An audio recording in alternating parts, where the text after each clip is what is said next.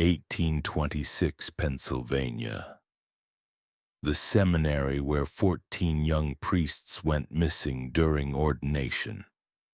The hills of Pennsylvania in the year 1826 seemed older than the nation itself. Their slopes were heavy with forests that muffled sound, their valleys filled with fog that lingered long after sunrise. Small towns clung to these hillsides, poor and pious, where families worked the soil until their bodies broke, and where prayer was often the only comfort against the brutal winters. Hunger gnawed at homes, disease moved quietly through barns and cabins, and death was no stranger to the people who lived beneath those skies. Yet in the midst of struggle, faith did not only survive, it grew, as if suffering had only deepened the need for salvation. That was why the hill overlooking the small town of Ashcombe became holy ground, a place chosen for the seminary of St. Aurelius, where the next generation of priests would be shaped from the soil of hardship itself. The seminary's stone walls rose above the tree line like a fortress, austere and unwelcoming, yet promising purpose to those who entered. It was not large by the standards of Europe's institutions, but in the American frontier it appeared formidable, its spire visible from miles away. Villagers called it the Hill of Silence, not only because of the quiet that always seemed to hang above it, but because of the way its bell rang rarely, as though the sound itself was hoarded.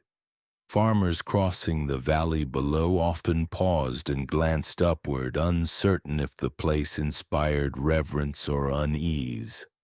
At night, when lanterns flickered in the windows, the glow resembled watchful eyes staring into the darkness. The seminarians arrived from across the state. Young men between 17 and 20, most from families too poor to offer them land or inheritance. For them, the priesthood was not only a calling of faith, but a way out of struggle. They came carrying satchels with little more than a Bible, a change of clothes, and letters from their families folded carefully as talismans.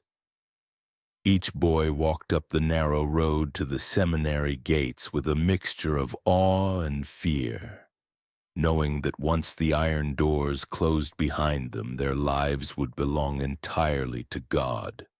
Or at least, that was the promise whispered in their ears. Winter greeted them harshly. Snow piled against the walls, winds howled through cracks in the stone, and the air in the dormitories was cold enough that breath rose in clouds even at night. Days began before dawn, when the chapel bells summoned them from hard wooden beds into prayer. Hours were consumed by study, work, and silence. Every word spoken was measured, every movement watched. Discipline was not only expected, it was absolute. The world outside the seminary began to fade, as if the hill itself swallowed memories of family, friends, and home. Each student became an echo of the other, bound by routine that left little space for thought. And yet, even in those first months, something about the seminary felt heavier than discipline alone. The boys whispered to one another in the dormitories when they thought no one could hear. They spoke of a dampness in the walls that never dried, of crucifixes that seemed to tilt when no one touched them, of nights when the chapel candles burned low but never went out. Some said they woke from sleep certain that someone stood over them, though no figure was found. Most dismissed these fears as imagination. The mind's struggle against austerity, but unease remained like a splinter under the skin. The villagers, too, carried their own suspicions. They knew the land had once been marked by tragedy. A farmhouse had burned there decades earlier, its family lost to smoke and flame. and the ground where the seminary now stood had been said to resist crops and rot foundations. Locals warned that nothing holy could grow on cursed soil. But when the church built St. Aurelius upon it, few dared voice resistance. For the poor, the seminary meant recognition, perhaps even blessing for the valley. Questioning it felt like questioning God himself. Still, the silence surrounding the hill seemed different from peace. It was not the quiet of prayer, but something more suffocating, as if the air itself resisted sound. When storms passed, thunder rolled across every other hill, yet seemed to break apart before reaching St. Aurelius. When birds crossed the valley, their song stopped abruptly near its walls, resuming only when they flew past. For those living below, it was easier not to look at the seminary at all, to bow heads and focus on soil and survival, rather than wonder what shadows might linger within stone halls. Inside, the seminarians did their best to cling to hope. Letters from home were read and reread until the paper wore thin, and prayers became shields against exhaustion. Yet faith, while strong, did not erase the sensation that the place itself was watching them. Some grew ill, their bodies wasting quickly despite steady rations. Others became withdrawn, staring at walls as though hearing words the others could not. The rector explained these as tests from God, trials of spirit, and reminded them that holiness was never earned without suffering.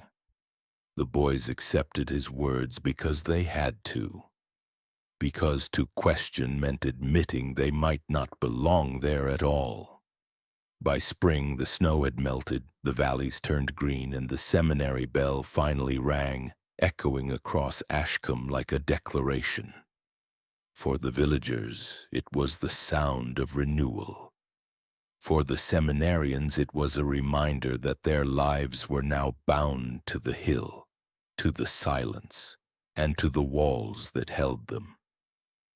They could not know that the ringing would also become the first note in a hymn of disappearance, and that the silence they feared was not emptiness but hunger, waiting patiently, watching, preparing to consume. Father Matthias Caldwin stood at the heart of St. Aurelius like a figure carved from stone, tall and thin, with a face that rarely betrayed warmth yet never revealed cruelty. His sermons were soft-spoken, steady, almost soothing, and to the villagers he seemed a man of deep devotion. He walked slowly through the town when summoned, carrying bread for the poor or blessing sick children, leaving behind the impression of humility. Mothers spoke of his gentleness, of how his eyes seemed to see beyond appearances into the soul itself. But to those who lived within the seminary walls, that gaze was not comforting. It lingered too long, it probed too deeply. It weighed and measured as if every student were not a child of God, but a specimen to be studied. The young seminarians learned quickly that Caldwin did not raise his voice, nor did he strike them as lesser rectors might. Instead, he practiced something colder, a discipline built on quiet observation. He would pause in the middle of prayer, watching a boy who fidgeted too often, and afterward summon him for a conversation that left the youth pale and trembling. He asked questions not about sin but about endurance. How many hours had the boy gone without food? How long could he kneel before his knees buckled? How many nights could he go sleepless before visions appeared? The inquiries seemed strange, yet cloaked in religious language, they passed as spiritual tests. None of the boys dared admit their confusion. To challenge Caldwin's words was to challenge God's will, or so they were made to believe. His fascination extended beyond confessions. He kept meticulous notes locked in his chamber, journals bound in dark leather, filled not with theology but with records of human strain. How long a fast could be maintained before hallucinations began. How different patterns of silence wore down the mind. How the body's posture influenced not only prayer but breaking points. He spoke of discipline as purification, but the words he recorded were clinical, detached, without mercy. No one saw these writings, yet traces of them emerged in the rules he enforced. Meals were reduced to the bare minimum. Sleep was rationed by bells at unnatural hours, and punishments grew elaborate without ever appearing violent. The boys learned that suffering was expected not as penance for sin, but as a condition of existence. Some among the faculty whispered privately about Caldwin's peculiar intensity. Brother Aurelian, an older priest who had once served abroad, noted that Caldwin's practices resembled not devotion but experiments. Yet Aurelian remained silent. To question the rector risked dismissal, and dismissal meant disgrace. In the hierarchy of faith, obedience was survival. Even those who sensed something darker at work chose silence over confrontation, convincing themselves that perhaps they misunderstood, that holiness always carried with it mystery too difficult to explain. Caldwin's reputation outside the seminary only deepened the illusion of sanctity. Parishioners saw him kneeling in the chapel for hours, unmoving as though in communion with heaven itself.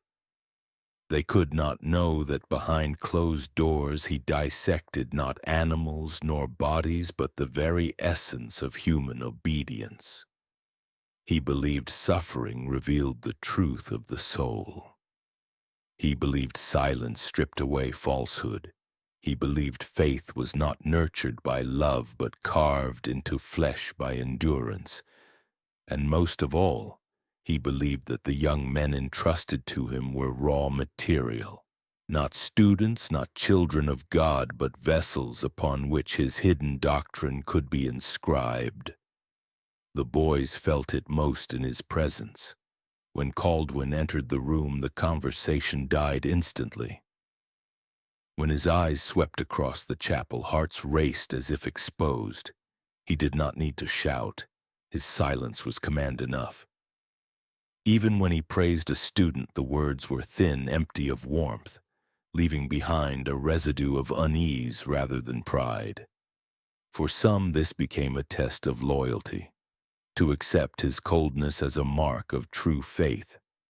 For others, it was a quiet torment, a constant reminder that they lived under the gaze of someone who never blinked, never softened, never forgave.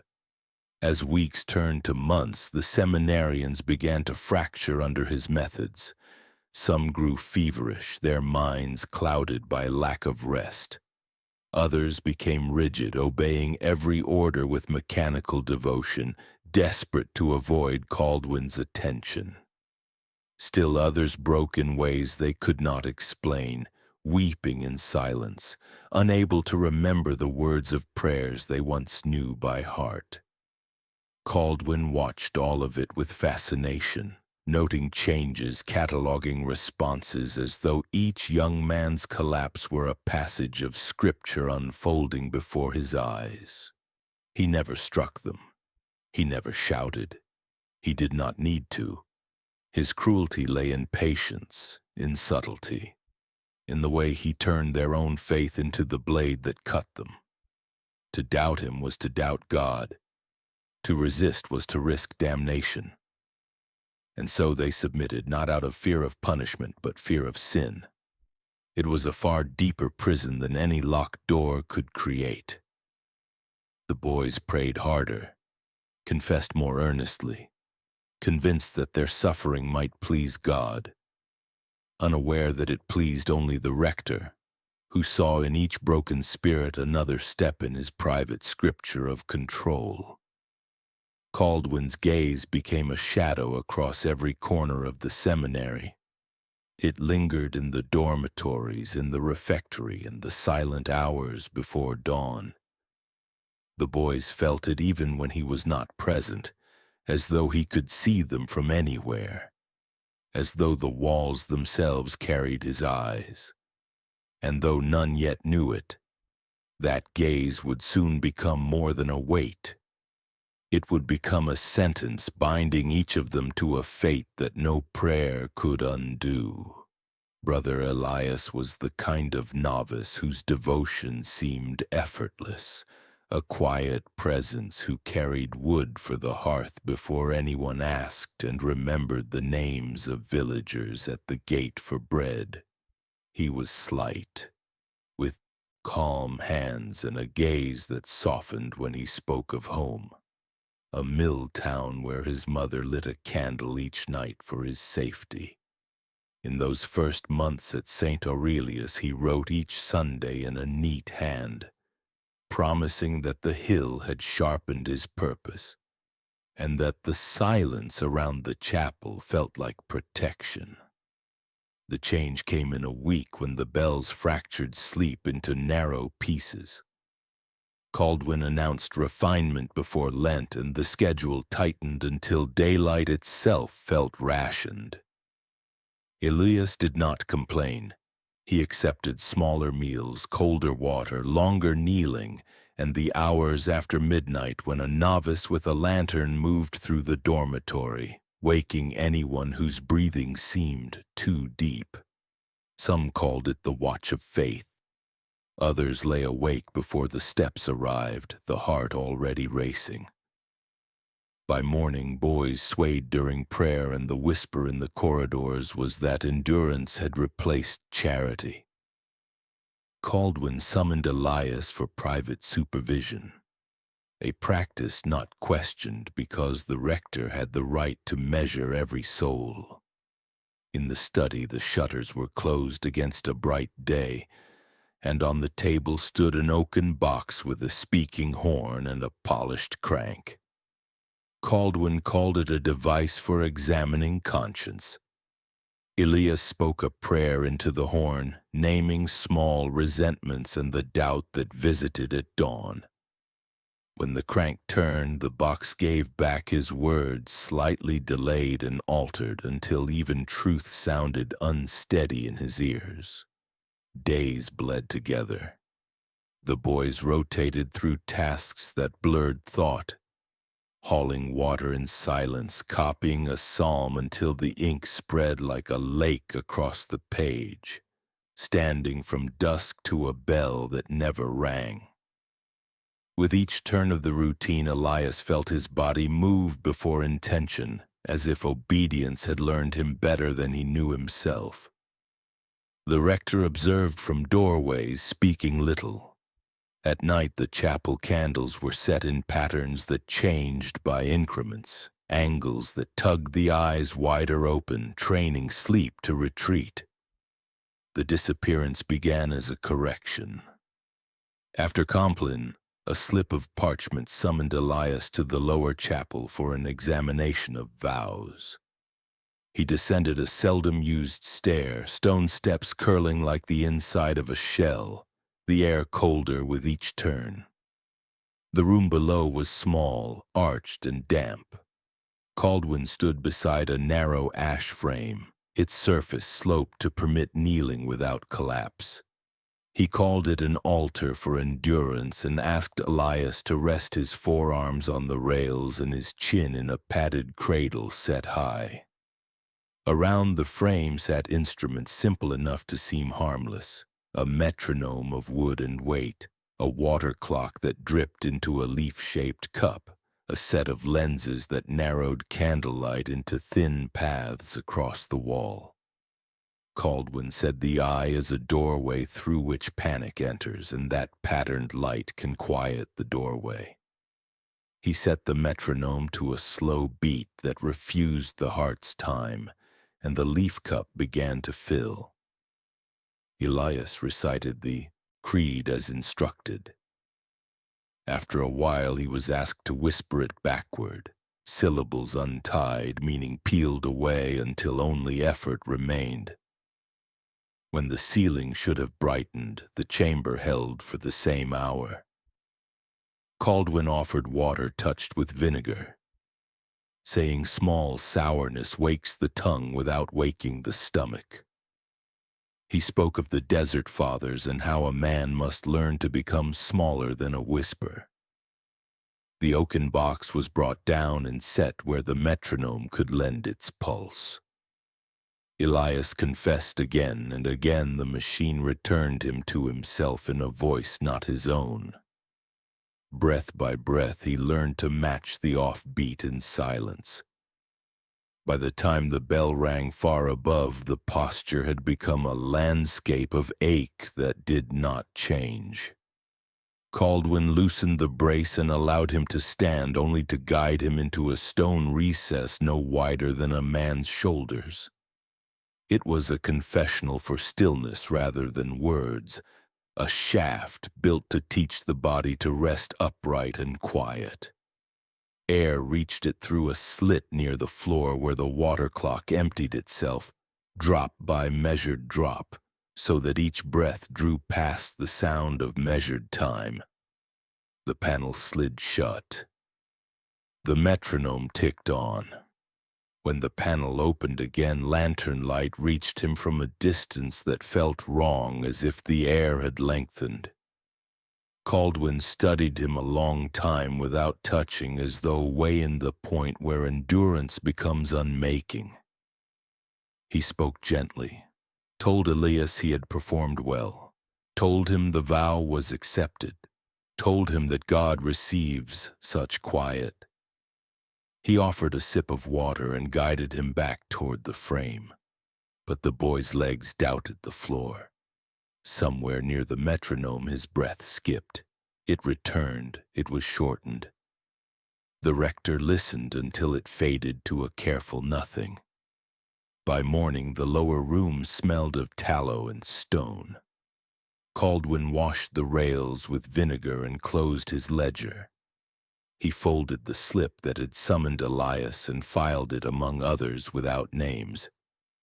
Before prime, he addressed the dormitory in a calm voice and said, Brother Elias had broken under the burden and fled into the world. He asked the seminarians to pray for him. The bed remained empty and the hill accepted its first silence without a sound. The loss of Brother Elias was explained away with the simplicity of authority. Caldwin's words carried weight, and when he told the seminarians that Elias had faltered and fled, no boy dared raise his head in question. The empty bed was stripped and reassigned, the name erased from duty rosters, and silence was ordered in place of grief. Yet within the dormitory, hearts beat faster at night. If one could vanish without warning, then each of them could be next. And what frightened them most was not that he had gone. It was that no search was called, no inquiry made, as though his existence had been only temporary, easily undone. The lesson was not spoken but felt. Here, obedience was survival, and survival demanded silence. Caldwin pressed the community harder after the disappearance.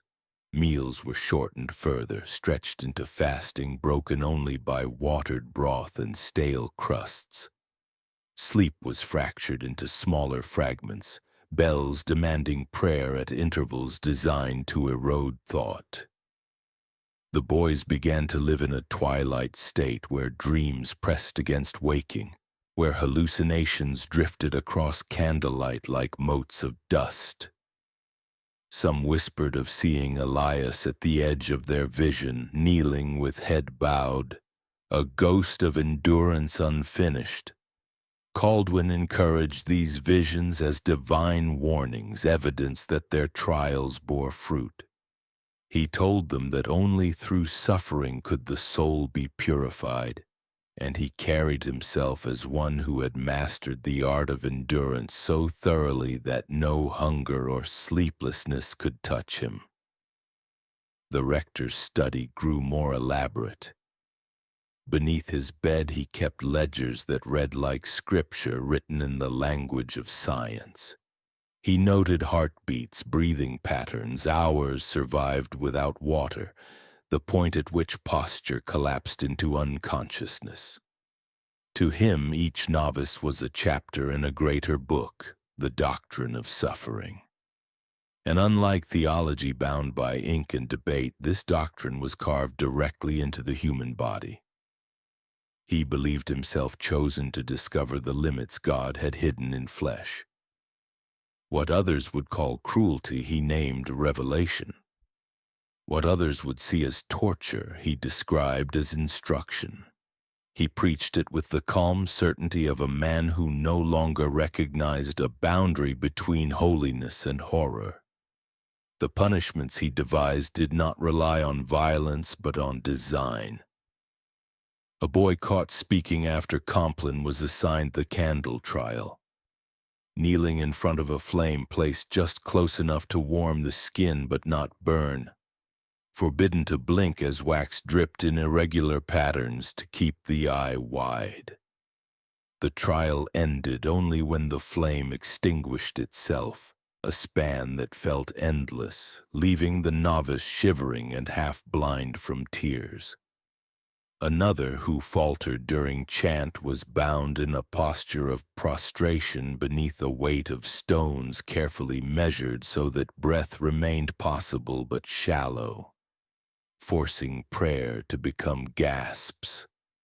Caldwin watched each ordeal with stillness, recording the minutes as though keeping time in a liturgy no one else could read. The boys began to divide into two kinds. Some hardened, convincing themselves that such discipline was holy, that endurance proved worth. They repeated the rector's phrases until they believed them, mouths moving in unison like soldiers of faith. Others unraveled slowly, their eyes hollow, their hands trembling, their thoughts collapsing inward until they could no longer speak at all. In either case, Caldwin observed with fascination, pleased to see devotion and despair as equal evidence of his doctrine. Both outcomes revealed something hidden in the soul, and both confirmed his conviction that suffering was the truth. The physical spaces of the Seminary changed too. The lower chambers grew crowded with devices that looked harmless but concealed cruelty. A lattice of ropes for forced posture, a basin filled with cold water where hands were immersed until numbness blurred prayer. A set of chimes hung in uneven intervals rung through the night to break rhythm and disorientation. To the seminarians, these became rumors passed in whispers, fragments of dread that spread faster than facts. Each boy knew only his own ordeal, but all believed worse awaited below, and that belief alone was enough to hollow them out. In the town below, villagers began to notice changes in the young men. When they were permitted to descend for charity work, their eyes were red-rimmed, their movements slow, their bodies thinner each season. Mothers whispered that the seminary was too strict, that God required devotion but not the withering of youth. Fathers dismissed such talk, insisting discipline made priests strong. And yet unease lingered. No one could deny that boys went up the hill and never returned. The excuses, transfer, weakness, temptation, rang hollow in their ears, but questioning the church was unthinkable. They buried doubt beneath obedience, the same way the seminarians buried fear beneath prayer. By the second year, the disappearances no longer shocked the boys inside. When Brother Mathieu vanished after being summoned at dusk, the dormitory accepted the loss without protest. They prayed at dawn as if he had never existed, lips moving in rhythm while hearts beat frantic. Silence was no longer absence but expectation. Each man carried it with him, a shadow behind every step, a warning that at any moment the rector's gaze might fall and the path downward open beneath his feet. It was not discipline now but dread that kept them obedient. Caldwin's doctrine spread like rot through the walls, invisible but consuming. What began as rules became ritual, what began as ritual became experiment, and what began as experiment became death carried out with the precision of liturgy. No blood was spilled upon the chapel floor, yet the building itself seemed soaked in suffering. Every stone, every bench, every candle felt touched by unseen hands. The doctrine of suffering was no longer written in his ledgers alone. It was written in the bones of those who never came back.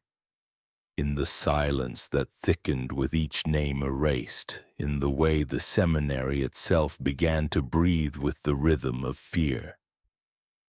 Brother Jonah was not the strongest of the seminarians nor the most disciplined, but he carried a restless mind that refused to sleep even when exhaustion pressed heavy against his body.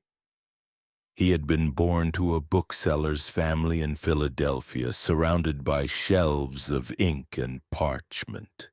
And though he had chosen the priesthood, his hunger for words never faded. Where the others closed their eyes in prayer, Jonah's gaze wandered to the cracks in the walls, to the margins of Scripture, to the smallest details that did not belong. Curiosity was his flaw, and at St. Aurelius, flaws became snares. It began on a storm-heavy night when wind rattled the shutters and most of the boys shivered themselves into uneasy dreams. Jonah was on rota to sweep the cloisters before matins, and as he worked by lantern light, he noticed the rector's study door left slightly ajar. Caldwin was absent, summoned, Jonah believed, to the chapel for prayer. And the temptation slipped into Jonah like a spark into dry grass. The rules forbade intrusion, but his eyes fell on the shelves within, on the shadowed desk where papers lay unbound, and he stepped inside, heart hammering as though the air itself warned him back. The room smelled of wax, dust, and vinegar. Across the desk a book lay open, pages filled with script that was neither wholly Latin nor wholly English. At first glance they appeared to be psalms, verses Jonah half recognized from hours of chanting. But when he leaned closer, the words twisted, reformed into something wrong. "The Lord is my shepherd," the line began. But instead of comfort, the continuation commanded, "He maketh me hunger till the bone protests. He leadeth me into light unbroken until the eye no longer knows sleep." The verses grew worse, detailing rituals that disguised themselves as prayer, ordeals of fire, of silence, of disjointed breath. It was scripture, inverted and weaponized as if each holy word had been bent until its shape cut instead of healed. Jonah turned page after page, terror mounting.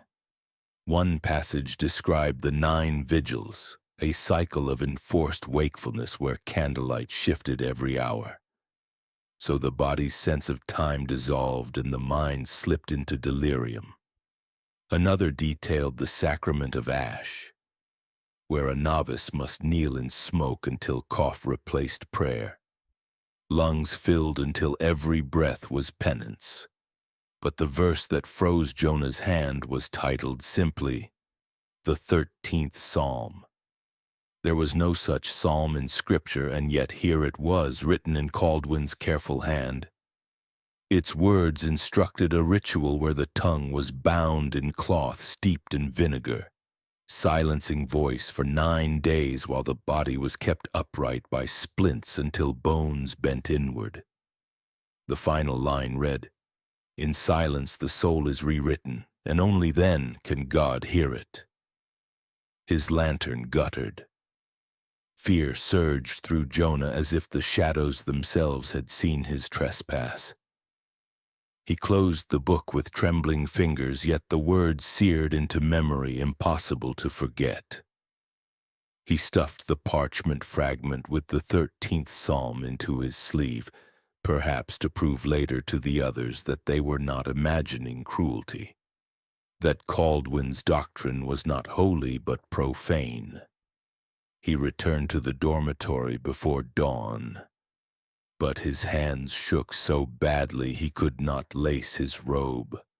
When matins came, his chant wavered off-key, and Caldwell's eyes found him across the chapel with that unblinking weight Jonah had always dreaded. The following night, Jonah was summoned. A slip of parchment, folded neat, rested on his pillow. No words marked it but his name. He felt every eye in the dormitory on him as he stood, though none dared speak. Down the stair he went, the stone colder than before, into chambers where air clung damp and heavy. Caldwell waited beside a frame of wood unlike the others, a seat designed not for kneeling but for immobility. Straps of leather crossed its arms and legs, and the headrest was built high, with clamps to hold the jaw. Jonah's stomach tightened, for he knew already that this was the altar described in the 13th Psalm. Caldwell's voice was calm as he guided Jonah into place. He spoke of the necessity of silence, how speech deceives the soul, how even prayer can be false if shaped by the mouth instead of the spirit. The cloth was produced, dipped in vinegar until it stung the air. Jonah tried to protest, but Caldwell's gaze silenced him more effectively than any gag. The cloth was bound across his tongue, held in place until breath grew sharp. Splints of ash wood braced his spine, forcing posture rigid. Candlelight shifted in planned rhythms, casting shadows that stretched and snapped, never allowing the mind to anchor. Jonah's heart raced as he realized the words he had read were not symbolic. They were blueprints, and he was now part of it. Hours bled into each other. The vinegar burned until his tongue swelled and his throat felt raw. His legs shook against the straps, but the braces denied collapse. The candles shifted until his eyes no longer trusted what was shadow and what was flame. Somewhere beyond vision, Caldwell recorded notes, quills scratching against parchment in rhythm with Jonah's struggle. He did not curse, did not rage. He endured, because endurance was all the chamber allowed. Yet within his chest grew not devotion but despair, the slow realization that there would be no release, only erasure. His silence was not prayer but consumption, and piece by piece it devoured him. When the straps were finally unfastened, Jonah collapsed sideways, his body twitching, tongue swollen beyond speech. Caldwell knelt beside him, hand hovering as if in benediction. He whispered words Jonah could not understand, then guided him into the stone recess that had claimed others before him. The panel closed, leaving Jonah upright in darkness, his breath shallow, his mouth filled with sour cloth. By morning, the dormitory found his bed empty, and at Mass Caldwell announced with serenity that Brother Jonah had departed, unfit for ordination. The boys nodded, lips trembling, eyes downcast. Yet in the silence many thought of Jonah's last hymn, how he had sung it unsteady as though already knowing the earth would swallow his voice. His name was not spoken again. By the year 1828, the seminary had become a house of absences. Beds stripped bare, names erased from rolls, and faces once familiar now vanished into silence. 14 young men had disappeared since Elias, each explained away with words that no longer fooled anyone. Still no voice spoke against Caldwin aloud. The rector carried himself with unbroken serenity, and his ledger of obedience, written not in scripture but in suffering, thickened page by page. When at last the date of ordination approached, families from across Pennsylvania made the climb to St. Aurelius, eager to see their sons clothed in vestments, eager to believe the years of hardship would end in blessing. They arrived with baskets of bread, with gifts of rosaries and shawls, their faces weary from travel yet shining with hope. None could imagine that half the class was already missing, hidden in chambers below the chapel.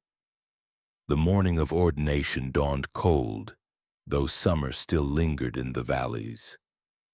Bells rang from the spire, carrying across Ashcombe like iron striking air, and villagers gathered in the pews, shivering not from weather but from an unease they could not name. At the altar stood 5 seminarians trembling in white robes, their eyes hollow and their bodies gaunt. Their families whispered among themselves. Where were the others? The boys who had arrived together years before. Caldwin's explanation was calm, rehearsed. Some had transferred, some had abandoned the path, others had been called elsewhere by God. The word soothed little, but to question publicly was unthinkable. Obedience was demanded even from the pews. What no one saw was what transpired in the hours before Mass. Behind the chapel walls, in a chamber only Caldwin held the key to, the missing were gathered for their final ordeal. They had not been starved nor beaten in these last days. Instead, they were prepared with ritual precision. Their voices were silenced with plugs of wax pressed deep into the throat, rendering them unable to cry out. Their limbs were bound with cords in symmetrical patterns that mirrored the geometry of sacred diagrams, ankles and wrists tied not in knots of restraint but in loops that forced the body into poses of false reverence. Their eyes were covered with veils of ashcloth, thin enough to permit the glow of candles but too thick to allow shape. In the flickering dark, they appeared less like novices and more like statues arranged for an unseen liturgy. Caldwin moved among them with the solemnity of a celebrant. He anointed their foreheads not with oil but with a mixture of salt and vinegar that burned the skin. He chanted verses twisted from Psalms, speaking of sacrifice, of the silence in which God most clearly listens. The metronome clicked steady in the corner, dictating a rhythm to which their breath faltered.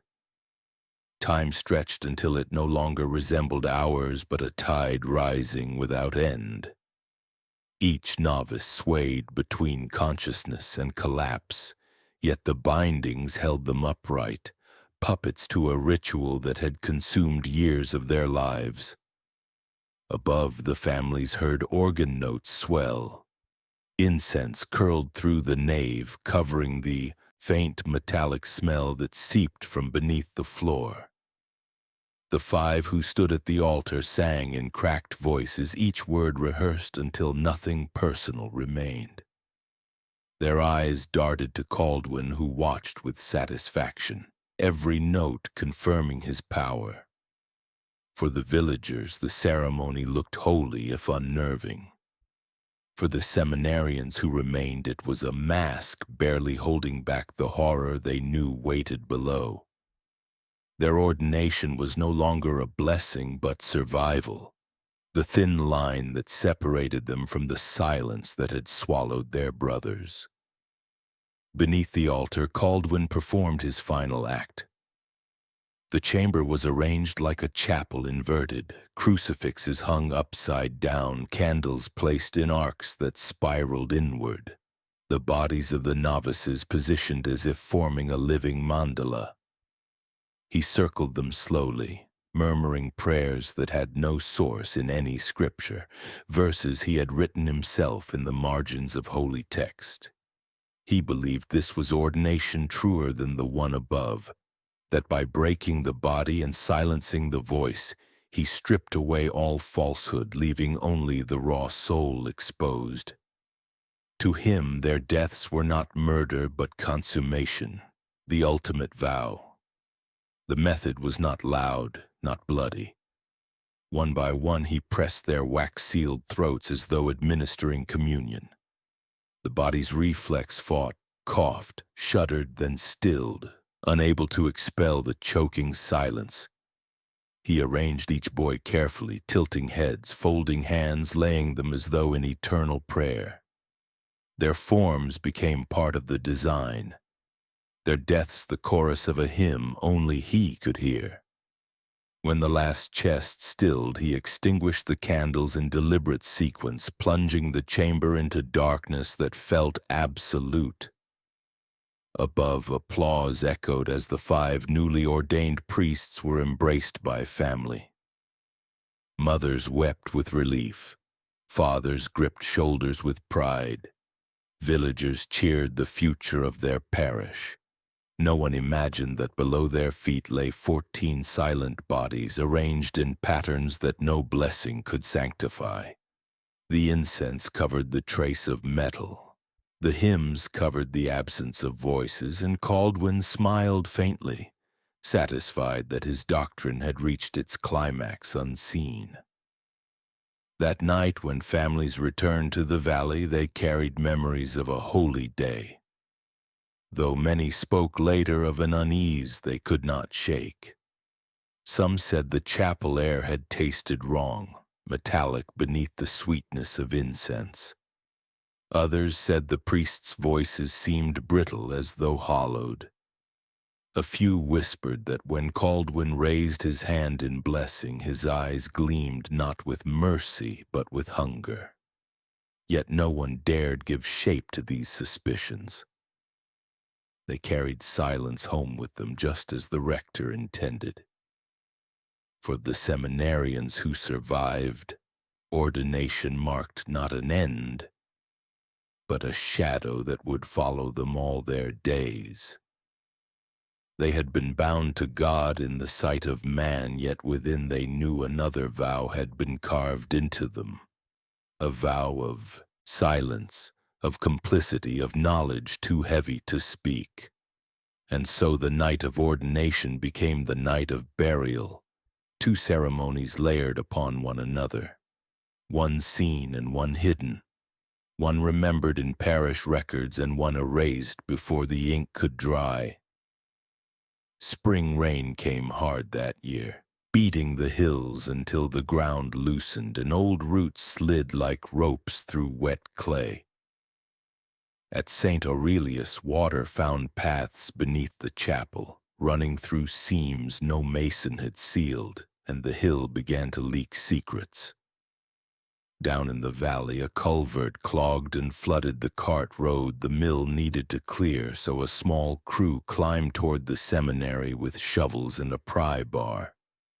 They expected mud and broken stone. What they uncovered at the mouth of the drain changed the town forever.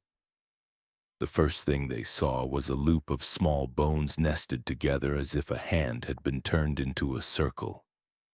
Finger bones lay bead to bead, linked by thin wire gone black with age, each tip drilled, each joint set on purpose. Farther in, ribs made an oval around a hollow as if holding a space for breath that never came. The men froze, then worked anyway because the water kept pushing and the road could not drown. They pried more debris and found a second loop, then a third, each arranged with care, each loop the size of a rosary you could not hold, News traveled along fences, through kitchens, and across pews before Mass. Mothers who had sent sons up the hill held breath until their throats burned. Fathers stood apart with hands on rails, eyes fixed where the spire cut the sky.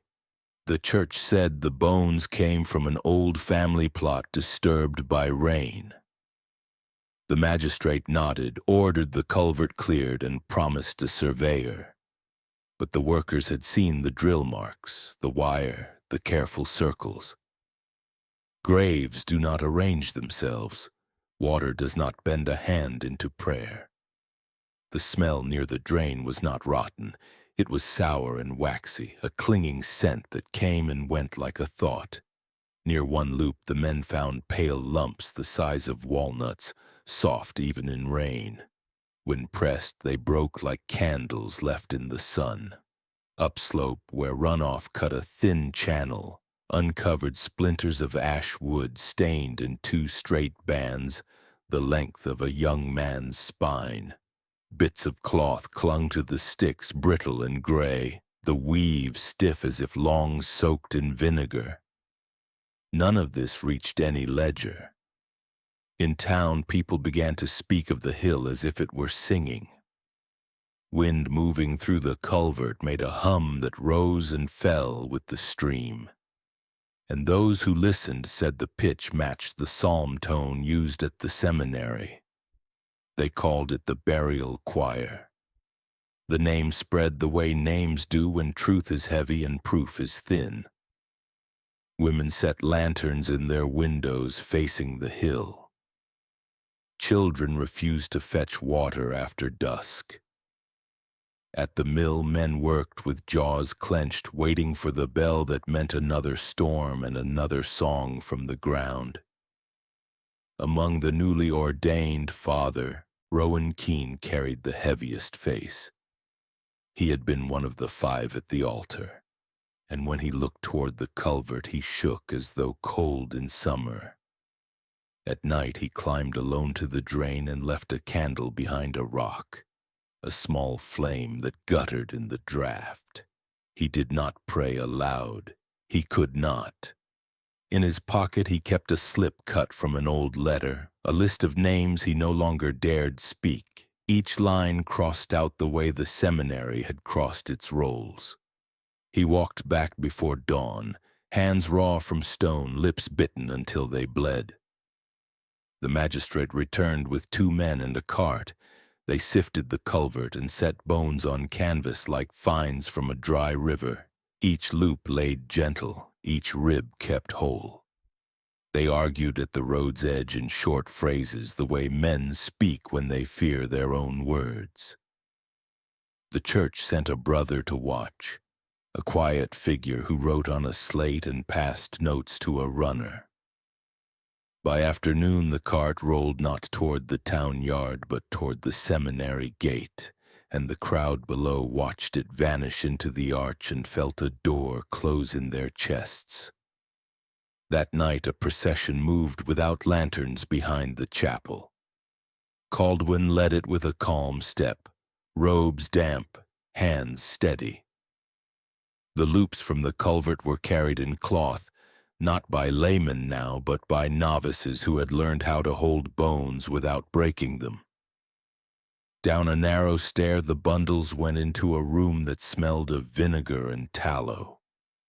The remains were set into niches cut from stone, not as people but as patterns restored. Each loop matched to a loop already waiting, each rib traced against an outline on the wall, and the ledger closed on the last line. By morning, the culvert ran clear and the road reopened. People returned to work, but the name had taken root. Caldwin preached patience and rumor. He did not name the loops or the wax. Trust held because it had to. Yet each rain thinned it like paper over flame. Inside, doors gained new hasps. For a little while, ledgers moved to trunks and the lower corridor was barred.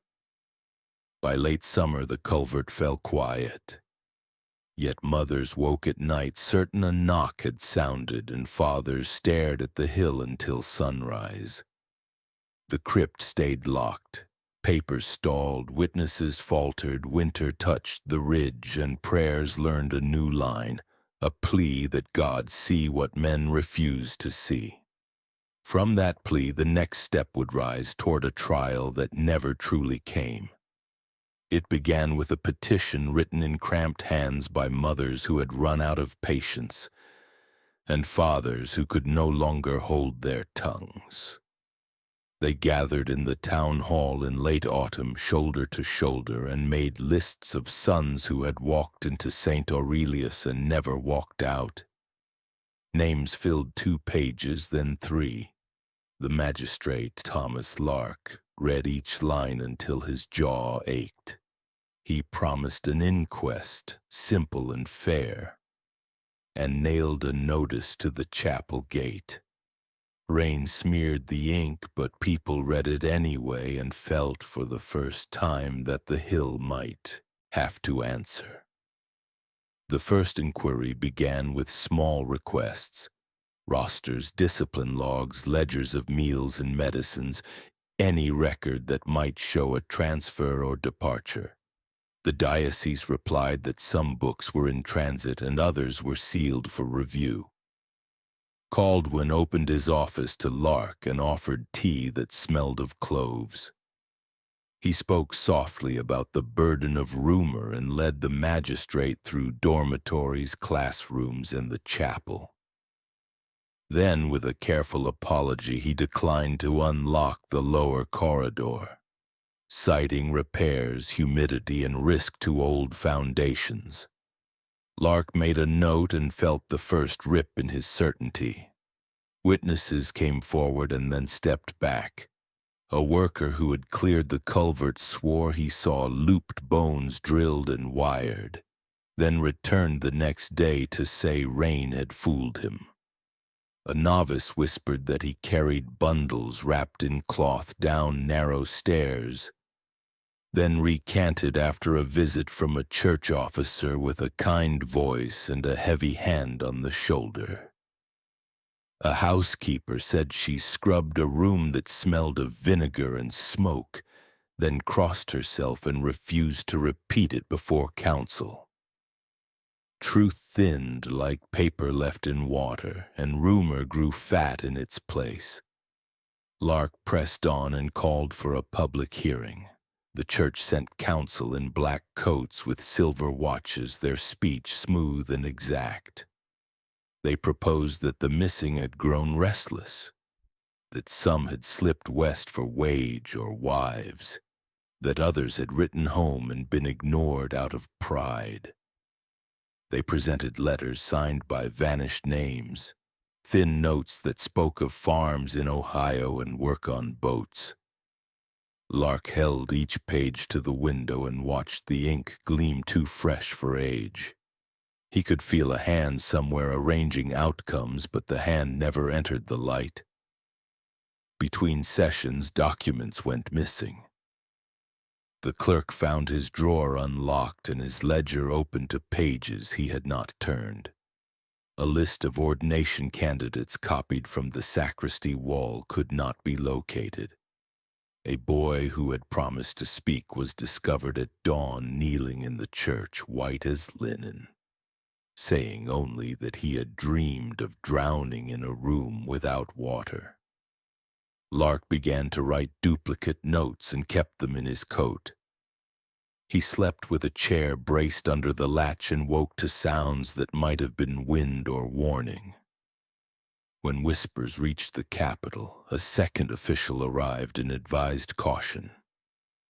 He said the church was the spine of the valley and a scandal might break more than a single house. Winter was near, and with it hunger. A town without a chapel was a town without a net. He suggested a private solution: close the seminary quietly, move the rector to health, offer stipends to families, and let time do what the law could not. Lark looked up at the hill and felt for the first time the size of the thing he was pushing against. Caldwin was not charged. He was transferred on a Friday with language that praised his devotion and excused his fatigue. By Sunday he was gone. The door to the lower corridor was capped with fresh mortar. The chapel windows were boarded as if against a storm that would not end, and the gate was chained. A sign said the seminary was closed for repairs and renewal. In truth, it was abandoned to wind and mice. The 5 newly ordained priests were held close by their superiors and told to visit grieving families with careful words about mystery and God. The town tried to continue. Women bought flour, men cut wood, children carried pails from the pump. Yet the hill stayed in their mouths like a bitter taste still. Some nights lanterns flickered in broken windows, though no one lived there. On cold mornings, villagers swore they heard chanting drift from the ridge, a thin sound with no words, like breath learning to sing. Farmers avoided the old road that climbed to the gate. Boys dared one another to run to the arch and touch the chain. The bravest returned shaking, unable to say why. Lark resigned before spring. He wrote a report in plain language, bound it with twine, and placed it in a trunk beside his bed. He told his wife he had done what he could and that what he could do was not enough. He drank more, slept badly, and woke to his own heart pounding at night. Around him, the valley returned to an uneasy order. The matter had been handled. The seminary was closed. There would be no trial, no verdict, no record except whispers sliding down pews like drafts and a gate that did not open anymore. When people said there was no trial, they meant there were no benches, no oath, no verdict read. But a kind of trial still happened, slow as weather and cruel in another way. It lived in the faces of the surviving priests who walked the valley with eyes that never settled. It lived in rooms where mothers folded letters that did not smell like their sons. It lived in the throat of a father who stood at the edge of the old road and could not call a name, because calling it would make the hill answer. Judgment existed, but it never spoke aloud. So the inquest ended as paper, and the paper settled in drawers, and the drawers closed. The hill remained. The wind kept finding the same cracks. And on certain nights when fog lay heavy and bells from far parishes drifted thin across the valley, you could stand at the chained gate of St. Aurelius and hear not words but the spaces where words should be. That was the measure of justice here, a silence no one could move, and a town that learned to breathe beneath it while waiting, without saying so, for records to open and memory to speak. Decades passed before the silence around St. Aurelius cracked. Families who had lost sons aged into grief, their hair gone white, their hands brittle with work. Yet they never stopped pressing the diocese for answers. Letters were sent, ignored, and sent again. At last, in 1854, a new generation of church officials opened archives once sealed. Inside were rosters with names crossed out in thick ink, letters intercepted and never delivered, and receipts for supplies that never reached the students. The truth did not arrive as revelation, but as fragments that matched what the valley had long whispered. The missing had not fled. They had been consumed within the walls that had sworn to protect them. When the documents surfaced, the church issued a statement calling the matter a tragedy of disorder. Father Caldwin had died years earlier in another parish, never tried, never even accused. No body of his was returned, only a letter claimed he had succumbed to illness. For those who remembered his gaze, it felt like another theft, that even death had taken him quietly without the reckoning he owed. Survivors who had stood at the altar as the 5 ordained priests spoke little in public, but their eyes remained hollow until the end of their lives. They carried knowledge heavier than any vestment. Reforms followed slowly. Seminaries across Pennsylvania were ordered to keep stricter logs. Novices were granted the right to send letters without mediation. Bishops were told to inspect dormitories and kitchens unannounced. None of this could touch the past, but families clung to it as proof that their loss had not vanished entirely. By the turn of the century, a memorial stone was set at the foot of the hill, engraved only with the words, "To the sons who did not return." Flowers appeared there in every season, though no service was ever held. The seminary itself rotted. Windows shattered, ivy clawed up walls, and the chapel spire leaned until storms carried it down. Children dared each other to climb the steps, but fled before the gate. Hunters spoke of candles flickering in broken panes, of chanting carried on wind. Skeptics dismissed it as fear repeating itself, but others knew silence could carry echoes too deep to dismiss. Locals called the ruin the choir, a reminder that voices once bound in pattern still haunted the ground. In the end, St. Aurelius became less a place than a lesson. It taught how evil can thrive not through rage but through stillness, not by shouting but by whispering in the tones of obedience. Caldwin did not wield fire or sword. He wielded silence, and silence protected him more fiercely than walls. The valley learned that the absence of protest can be as loud as complicity, and that institutions built to shelter faith can, in shadow, become altars of cruelty. When people tell the story now, they do not list names. They tell it as a warning. They speak of the danger of trust unguarded, of the way devotion can be twisted until it chains rather than frees. And always the story ends with a question that no answer can soothe. If it happened once on a hilltop in Pennsylvania, could it happen again behind some other gate in some other silence? That question is left to those who hear it. What do you think? Could it happen again?